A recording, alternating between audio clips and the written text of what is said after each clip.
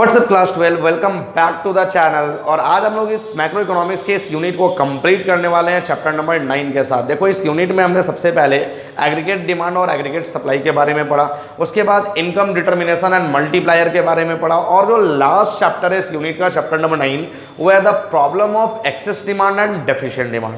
तो चलो without wasting any time हम लोग स्टार्ट करते हैं the problem of excess demand and deficient demand के साथ। तो आज का जो पूरा का पूरा डिस्कशन रहने वाला है वो दो टॉपिक पे रहने वाला है, एक एक्सेस डिमांड और दूसरा डेफिशिएंट डिमांड। तो चलो जल्दी से स्टार्ट करते हैं एक्सेस डिमांड। देखो एक्सेस डिमांड सबसे पहला कॉन्सेप्ट है।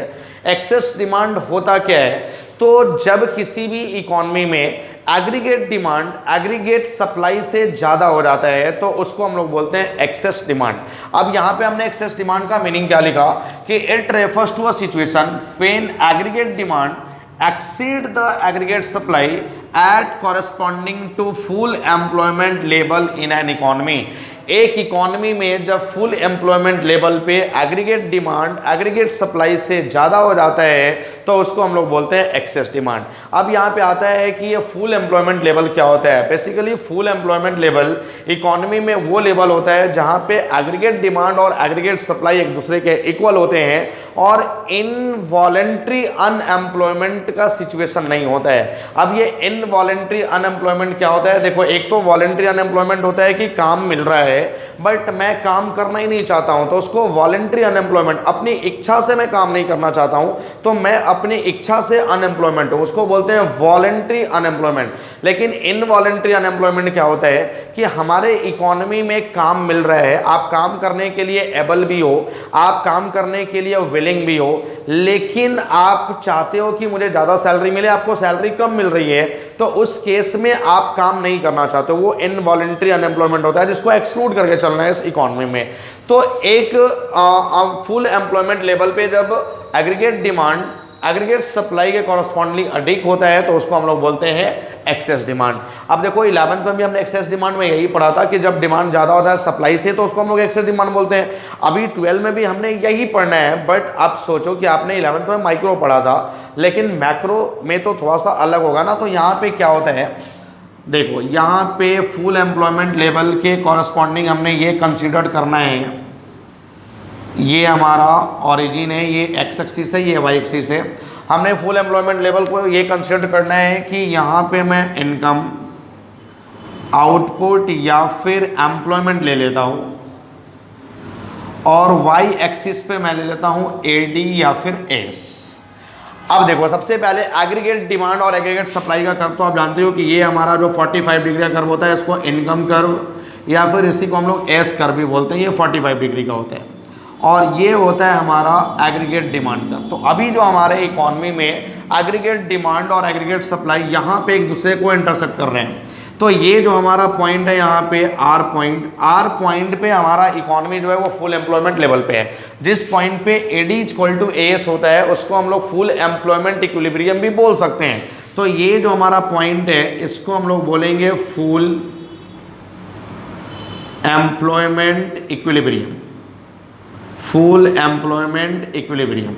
अब यहाँ पे किन्स का ऐसा मानना है कि जो हमारा एग्रीगेट डिमांड है वो फुल एम्प्लॉयमेंट इक्विलिब्रियम से ऊपर भी हो सकता है और फुल एम्प्लॉयमेंट इक्विलिब्रियम से नीचे भी हो सकता है। यानी जो एग्रीगेट डिमांड है वो इस पॉइंट के ऊपर भी जा सकता है और इस फुल एम्प्लॉयमेंट इक्विलिब्रियम के नीचे भी आ सकता है।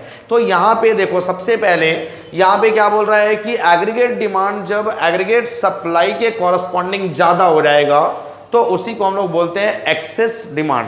तो यहाँ पे जो एग्रीगेट डिमांड है उसको एग्रीगेट डिमांड से ज़्यादा करना है, जो एक्चुअल एग्रीगेट डिमांड है वो यहाँ पे आ गया, ये हमारा एग्रीगेट डिमांड अब आ गया।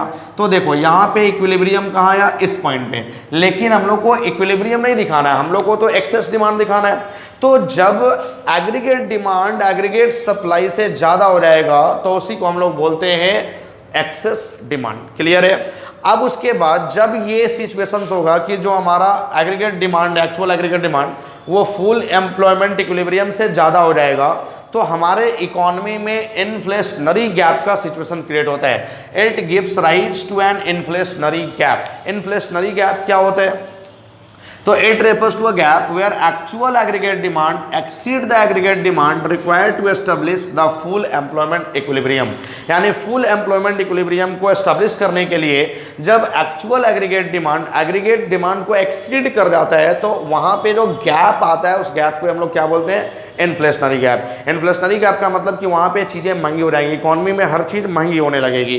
तो अब यहाँ पे अगर देखें तो हमारा जो एग्रीगेट डिमांड था वो ये था, लेकिन जो एग्रीगेट डिमांड का एक्चुअल एग्रीगेट डिमांड है अभी के समय में, जो हमारी इकोनॉमी में अभी के समय में डिमांड चल रहा है, वो डिमांड देखो यहाँ पे शिफ्ट कर गया।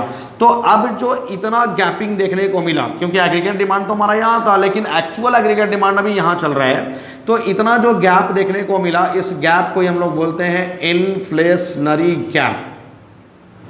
ये गैप हमारा निकल के आया इन्फ्लेशनरी गैप, यानी इतना हमारे यहाँ इन्फ्लेशनरी गैप का सिचुएशन क्रिएट हो गया। तो आई होप कि आपको ये पॉइंट्स क्लियर हो गया। अब उसके बाद नेक्स्ट हमारा आता है रीजन्स फॉर एक्सेस डिमांड की एक्सेस डिमांड्स के क्या क्या रीजन्स हैं, किस किस कारण से हमारे इकोनॉमी में एक्सेस डिमांड का सिचुएशन क्रिएट होता है। तो कुछ 6 बेसिक रीजन हमने लिखा है, इस 6 रीजन से हमारा ये पॉइंट पूरा का पूरा क्लियर हो जाएगा। देखो सबसे पहला रीजन क्या है, increase in propensity to consumes. Propensity to consumes क्या था, हमने पढ़ा था पिछले चैप्टर में, द एबिलिटी टू कंज्यूम। यानी ऑब्वियस सी बात है कि अगर कोई भी इंसान ज़्यादा कमाएगा तो वो कंजम्पशन भी ज़्यादा करेगा। तो अगर एक इंसान अपना कंजम्पशन बढ़ा लेगा, प्रोपेंसिटी टू कंज्यूम्स बढ़ा लेगा, तो उस केस में वो डिमांड भी ज़्यादा करेगा। अगर कंजम्पशन ज़्यादा होगा तो डिमांड भी ज़्यादा करेगा, और जब डिमांड ज़्यादा करेगा लेकिन सप्लाई तो हमारा लिमिट है, तो उस केस में हमारे इकोनॉमी में एक्सेस डिमांड का सिचुएशन क्रिएट हो जाता है। तो अगर प्रोपेंसिटी टू कंज्यूम इंक्रीज होगा तो हमारे इकोनॉमी में एक्सेस डिमांड का सिचुएशन क्रिएट होगा। Next, reduction in taxes.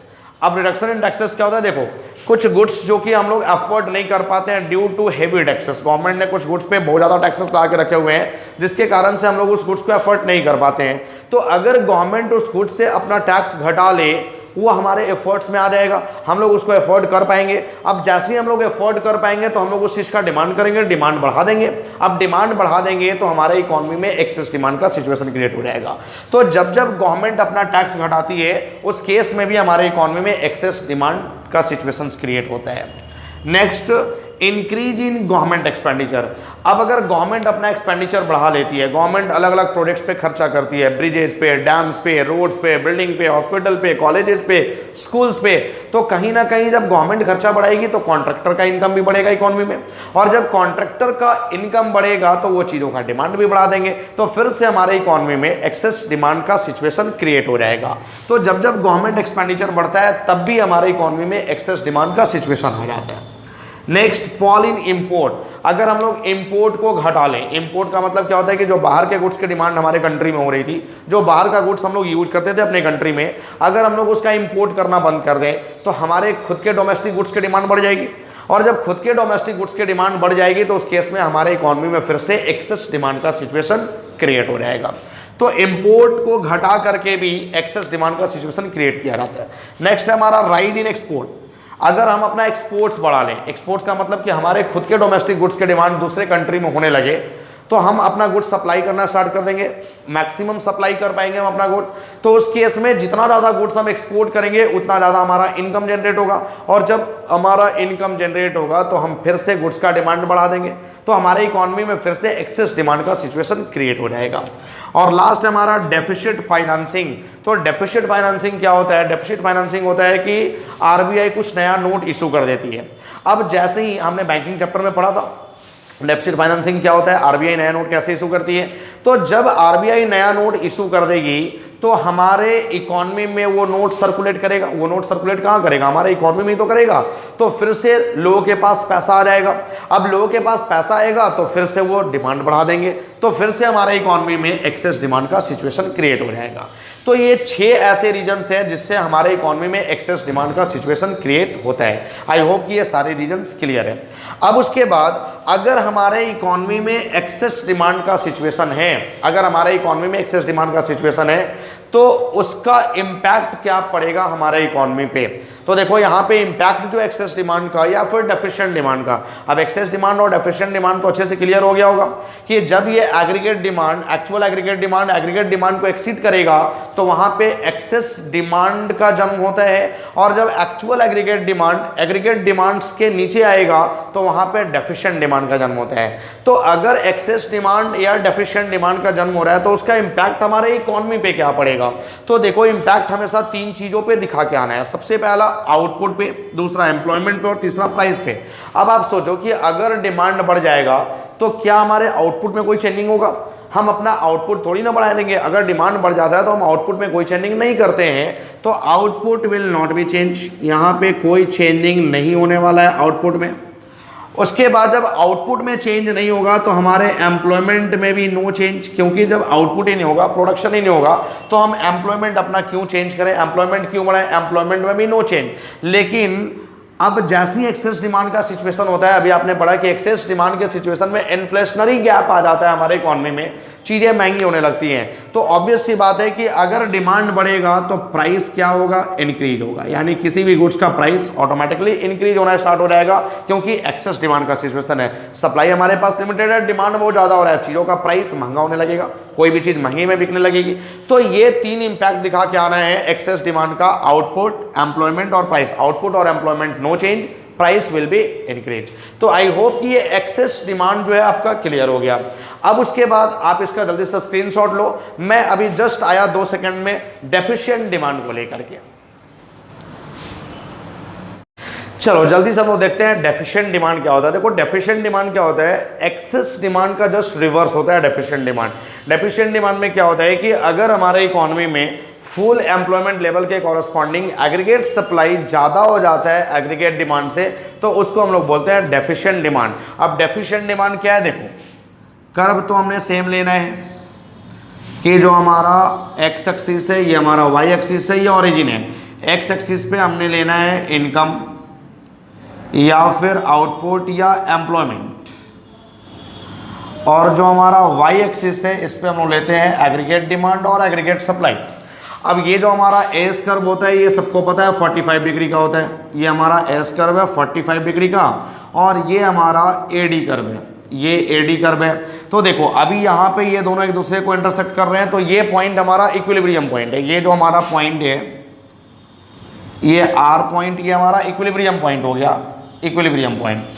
अब हमने अभी जस्ट बताया था या हमने पिछले चैप्टर में भी पढ़ा है कि प्रोफेसर किन्स का ऐसा मानना है, प्रोफेसर किन्स का ये मानना है कि बेसिकली जो हमारा इक्विलिब्रियम है, डिमांड हमारा एग्रीगेट डिमांड उससे ज़्यादा भी हो सकता है, उससे नीचे भी जा सकता है। तो अगर इक्विलिब्रियम से ऊपर गया एक्चुअल एग्रीगेट डिमांड तो वहाँ पे जन्म होता है एक्सेस डिमांड का, और एक्चुअल एग्रीगेट डिमांड इस इक्विलिब्रियम पॉइंट से नीचे आया तो वहाँ पे जन्म होता है डेफिशिएंट डिमांड का। तो क्या होता है एक्सेस डिमांड और डेफिशिएंट डिमांड, इसका मीनिंग हमने क्या लिखा कि it refers to a situation when aggregate demand is less than aggregate supply corresponding to full employment level in an economy. यानी फुल एम्प्लॉयमेंट लेवल पे अगर एग्रीगेट सप्लाई एग्रीगेट डिमांड से ज़्यादा हो जाता है तो उसको हम लोग क्या बोलते हैं, डेफिशिएंट डिमांड। अब ये डेफिशिएंट डिमांड जो होता है वो डिफ्लेशनरी गैप राइज करता है। डिफ्लेशनरी गैप क्या होता है, देखो सबसे पहले तो यहाँ पे जो एक्चुअल एग्रीगेट डिमांड है वो शॉर्टफॉल कर रहा है एग्रीगेट डिमांड से, यानी एग्रीगेट डिमांड तो हमारा ये है, तो ये जो एक्चुअल एग्रीगेट डिमांड है वो यहाँ पे आएगा, ये हमारा AD1 हो गया, AD1। तो अब देखो इक्विलिब्रियम यहाँ पे आ गया, तो हमने इस कर्व पे इक्विलिब्रियम नहीं दिखाना है, हमने इस कर्व पे दिखाना है डेफिशिएंट डिमांड। तो डेफिशिएंट डिमांड जो होता है वो डिफ्लेशनरी गैप को राइज करता है। अब डिफ्लेशनरी गैप कैसे, देखो डिमांड पहले हमारा यहाँ था, अब डिमांड हमारा यहाँ गया, तो इतना गैप हुआ ना, इतना ये नीचे आया, तो जो इतना गैपिंग हुआ इस गैप को हम लोग क्या बोलते हैं, डिफ्लेशनरी गैप। ये हो गया हमारा डिफ्लेशनरी गैप, इसी को हम लोग बोलते हैं डिफ्लेशनरी गैप, यानी चीज़ें सस्ती हो जाएंगी। अब ऑब्वियस सी बात है, आप समझो कि अगर सपोज कि मैं ये वॉच यूज करता हूँ और हमारे टाउन में वॉच यूज करने वाला मैं अकेला पर्सन हूँ, और सॉरी वॉच यूज करने वाला मैं अकेला पर्सन हूँ, और वॉच सप्लाई करने वाले, वॉच बेचने वाले 5 दुकानदार हैं, तो सारे दुकानदार तो मुझे वॉच बेचना चाहेंगे, सारे दुकानदार मुझे वॉच बेचना चाहेंगे। अब ये वॉच का प्राइस अगर 5000 है तो कुछ दुकानदार बोलेंगे भाई 4500 में ले लो, तो फिर दूसरे वाले दुकानदार बोलेंगे अच्छा 4500 तो मुझसे 4000 में ले लो, यानी प्राइस घट रहा है या नहीं घट रहा है? प्राइस घट रहा है। हर एक दुकानदार अपने गुड्स को, अपने वॉच को बेचना चाह रहे हैं, लेकिन वो प्राइस घटा घटा के बेचना चाह रहे हैं। तो जहां पे भी प्राइस घटेगा डिफ्लेशनरी गैप आ रहा है या नहीं आ रहा है? हमारे इकोनॉमी में चीजें सस्ती हो रही है, वॉच का प्राइस सस्ता होते जा रहा है, वॉच का प्राइस नीचे आते जा रहा है, तो इसी को बोलते हैं डिफ्लेशनरी गैप। क्या होता है deflationary gap? It refers to a gap where the actual aggregate demand shortfall to aggregate demand required to establish the full employment equilibrium। यानी फुल एम्प्लॉयमेंट इक्विलिब्रियम को एस्टेब्लिश करने के पर्पज से जब हमारा एक्चुअल एग्रीगेट डिमांड से नीचे आ जाता है तो उसी को हम लोग बोलते हैं डिफ्लेशनरी गैप। तो ये जो हमारा इतना डिमांड नीचे आया, इस डिमांड को, इसी गैप को हम लोग बोलेंगे डिफ्लेशनरी गैप। आई होप कि ये क्लियर है। अब अगर हमारे इकोनॉमी में डिफ्लेशनरी गैप का सिचुएशन आ रहा है, डिफ्लेशनरी गैप का सिचुएशन क्रिएट हो रहा है या फिर डेफिशिएंट डिमांड का सिचुएशन क्रिएट हो रहा है, तो उसके क्या क्या रीजन है? देखो बेसिक से 6 रीजन हमने लिखे हैं। इस रीजन से ही क्लियर हो जाएगा कि डेफिशिएंट डिमांड किस किस कारण से हमारे इकोनॉमी में राइज होता है। सबसे पहला, decrease in propensity to consume. अगर एक इंसान अपना कंजम्पशन घटा ले तो ऑब्वियस सी बात है कि वो चीज़ों का डिमांड कम करेगा। अगर डिमांड कम करेगा तो हमारे यहाँ सप्लाई तो सेम हो रहा है, सप्लाई में तो हम कोई कटौती कर नहीं रहे, सप्लाई हमारा सेम है, बट कस्टमर्स का डिमांड घट गया तो हमारे इकोनॉमी में एक्सेस डिमांड का सिचुएशन, डेफिशिएंट डिमांड का सिचुएशन क्रिएट हो जाएगा। उसके बाद है इंक्रीज इन टैक्सेस। अगर गवर्नमेंट अपना टैक्सेस बढ़ा ले तो किसी भी चीज़ का प्राइस महंगा हो जाएगा। अगर गवर्नमेंट टैक्स बढ़ा देगी तो चीज़ों का कॉस्ट महंगा हो जाएगा। तो जो भी पर्सन जिस चीज़ का डिमांड कर रहा था, महंगे होने की वजह से वो उसका डिमांड क्या करेगा? घटा देगा। ऑब्वियस सी बात है कि अगर कोई भी गुड्स हमने खरीदा है और अगर कल को गए हुए उसका प्राइस बढ़ जाए due to increase in taxes, तो हम क्या करेंगे? उसका डिमांड घटा लेंगे। तो डिमांड घटाएंगे लेकिन सप्लाई तो सेम हो रहा है, तो हमारे इकोनॉमी में डेफिशिएंट डिमांड का सिचुएशन क्रिएट हो जाएगा। नेक्स्ट है डिक्रीज इन गवर्नमेंट एक्सपेंडिचर। अगर गवर्नमेंट अपना खर्चा घटा ले, गवर्नमेंट अलग अलग प्रोजेक्ट पे खर्चा करना बंद कर दे, तो कॉन्ट्रैक्टर का इनकम भी इकोनॉमी में कम हो जाएगा। अब कॉन्ट्रैक्टर का इनकम अगर कम हो गया तो कॉन्ट्रैक्टर चीज़ों का डिमांड घटा देगा, तो हमारे इकोनॉमी में फिर से डेफिशिएंट डिमांड का सिचुएशन क्रिएट हो जाएगा। नेक्स्ट हमारा राइज इन इम्पोर्ट। अगर हम अपना इम्पोर्ट बढ़ा लें, इम्पोर्ट का मतलब कि बाहर के गुड्स का डिमांड हम ज़्यादा करने लगे, तो हमारे खुद के डोमेस्टिक गुड्स की डिमांड घट जाएगी, और अगर डोमेस्टिक गुड्स की डिमांड घट जाएगी तो फिर से हमारे इकोनॉमी में डेफिशिएंट डिमांड का सिचुएशन क्रिएट हो जाएगा। नेक्स्ट है फॉल इन एक्सपोर्ट। अगर हम अपना एक्सपोर्ट घटा लें कि हम अपना गुड्स बाहर एक्सपोर्ट करना बंद कर दें, तो जैसे एक्सपोर्ट्स कम होगा हमारा इनकम भी कम हो जाएगा। इनकम कम होगा तो हम चीज़ों का डिमांड भी कम करेंगे, तो हमारे इकोनॉमी में डेफिशिएंट डिमांड का सिचुएशन क्रिएट हो जाएगा। और लास्ट है रिडक्शन इन इन्वेस्टमेंट एक्सपेंडिचर। अब इन्वेस्टमेंट एक्सपेंडिचर को रिड्यूस कैसे करना है? सपोज कि यहाँ पे जो लोग भी इन्वेस्टमेंट कर रहे थे उनको एक अच्छा रेट ऑफ रिटर्न नहीं मिल रहा था, बट दूसरे जगह इन्वेस्टमेंट करने पर उनको एक अच्छा रेट ऑफ रिटर्न मिल रहा था, तो वो यहाँ से इन्वेस्टमेंट को हटा करके कहीं और इन्वेस्टमेंट करेंगे। तो जब वो इन्वेस्टमेंट करना कम कर देंगे, इन्वेस्टमेंट एक्सपेंडिचर कम हो जाएगा, तो लोगों का इनकम भी कम हो जाएगा। अगर इनकम कम हुआ तो हम अपना डिमांड भी क्या करेंगे? घटा लेंगे। डिमांड घटेगा तो डेफिशिएंट डिमांड का सिचुएशन क्रिएट हो जाएगा। तो ये 6 रीजन है जिसके कारण से हमारे इकोनॉमी में डेफिशिएंट डिमांड का सिचुएशन क्रिएट होता है। अब अगर इकोनॉमी में डेफिशिएंट डिमांड आया, डेफिशिएंट डिमांड का सिचुएशन हुआ, तो हमारे इकोनॉमी पे क्या इंपैक्ट आएगा? तो इंपैक्ट हमेशा इन 3 चीज़ों पे दिखा के आना है, आउटपुट पे, एम्प्लॉयमेंट पे और प्राइस पे। अब यहाँ पे समझो कि अगर डेफिशिएंट डिमांड का सिचुएशन हुआ, यानी कि डिमांड मार्केट में कम हो गया, इकोनॉमी में डिमांड कम हो गया चीज़ों का, तो वहाँ पे क्या सिचुएशन क्रिएट हुआ कि हमारे इकोनॉमी में जो इन्वेंट्री है वो बढ़ जाएगा, इन्वेंट्री एक्सेस मेंटेन हो जाएगा। तो इस एक्सेस मेंटेन हुए इन्वेंट्रीज को कम करने के लिए हम अपना आउटपुट क्या करेंगे? घटा देंगे। अगर हमारे यहाँ एक्सेस इन्वेंट्री मेंटेन हो जा रहा है तो क्या हम प्रोडक्शन करते रहेंगे? नहीं, हम प्रोडक्शन घटा लेंगे, यानी आउटपुट को घटा लेंगे। तो यहाँ पे आउटपुट हमको क्या करना पड़ेगा? रिड्यूस करना पड़ेगा। अब डेफिशिएंट डिमांड के केस में आउटपुट रिड्यूस हो जाता है। अगर आउटपुट रिड्यूस हुआ तो एम्प्लॉयमेंट भी ऑटोमेटिकली रिड्यूस हो जाएगा, क्योंकि जब प्रोडक्शन ही नहीं हो रहा है तो लेबर का क्या काम? वहाँ पे अनएम्प्लॉयमेंट का सिचुएशन क्रिएट हुआ, क्योंकि हम लोग तो लेबर को निकाल देंगे, तो अनएम्प्लॉयमेंट का सिचुएशन क्रिएट हो जाएगा, एम्प्लॉयमेंट घट जाएगा, और ऑब्वियस सी बात है कि चीज़ों का प्राइस भी क्या हो जाएगा? रिड्यूस करेगा। क्योंकि अगर यहाँ पे सामान बिक नहीं रहा है, डिमांड कम है, तो हम लोग सस्ते करके सामान बेचेंगे, तो प्राइस क्या हो जाएगा? रिड्यूस हो जाएगा। तो आउटपुट, एम्प्लॉयमेंट और प्राइस तीनों के तीनों रिड्यूस हो जाते हैं in the case of deficient demand. I hope कि एक्सेस डिमांड और डेफिशिएंट डिमांड क्लियर है। अब इसके बाद अगर इकोनॉमी में एक्सेस डिमांड और डेफिशिएंट डिमांड का सिचुएशन क्रिएट हो जाता है तो उसको कंट्रोल करने के लिए जनरली क्या क्या गवर्नमेंट पॉलिसी बनाती है, क्या क्या गवर्नमेंट मेजर लेकर के आती है, इसके बारे में हम लोग डिस्कशन करेंगे कल के वीडियो में। और कल ये पूरा का पूरा चैप्टर्स हमारा कंप्लीट हो जाएगा। तो आई होप कि आपको ये चैप्टर्स अच्छे से समझ में आ रहे होंगे, आप इसका प्रॉपर नोट्स भी बना रहे होंगे और आप नोट्स से रिवीजन करना भी शुरू कर दिए होंगे। तो किसी भी तरह का कोई डाउट होता है कमेंट सेक्शन में मैसेज करो, इमीडिएटली आपके डाउट को क्लियर करा जाएगा। Thank you.